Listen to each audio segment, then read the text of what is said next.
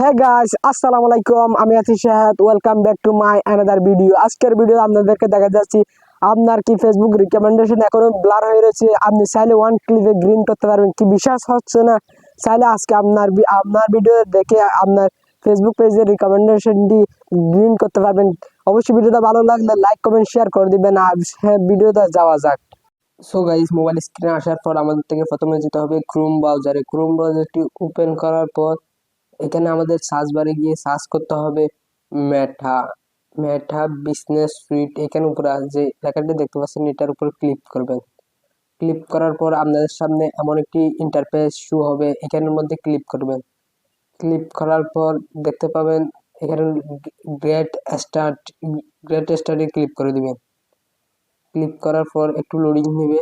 Loading নেওয়ার পর আস্তে আস্তে যাওয়ার পর এরকম একটা ইন্টারফেস শো করবে আপনাদের মেটা বিজনেস সুইটের মধ্যে শো করার পর আপনারা ক্লিক করবেন অল টুলস নামে, এখানে ক্লিক করবেন।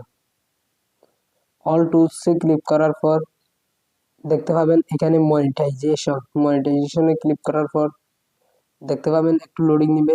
লোডিং নেওয়ার পর দেখতে পাবেন এই যে দেখতে পাবেন এখানে লেখা, এখানে দেখতে পাবেন উপরে কোলাবরেশনের মতো একটা আইকন, এই যে দেখেন এখানে ক্লিক করবেন।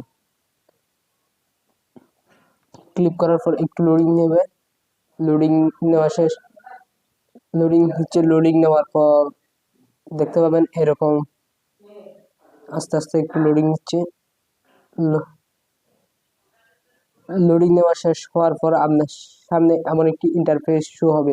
তারপর এখানের মধ্যে এইখানে উপরে এলিজিবল ট্যাক্সের উপর ক্লিক করবেন। এলিজিবল ট্যাক্সের উপর ক্লিক করে কনফার্ম ক্লিক করে দেবেন। কনফার্মে ক্লিক করার পরে এখানে আপনার থেকে এরকম এলিজিবিলিটি রাইট চিহ্ন আপনার চলে আসবে।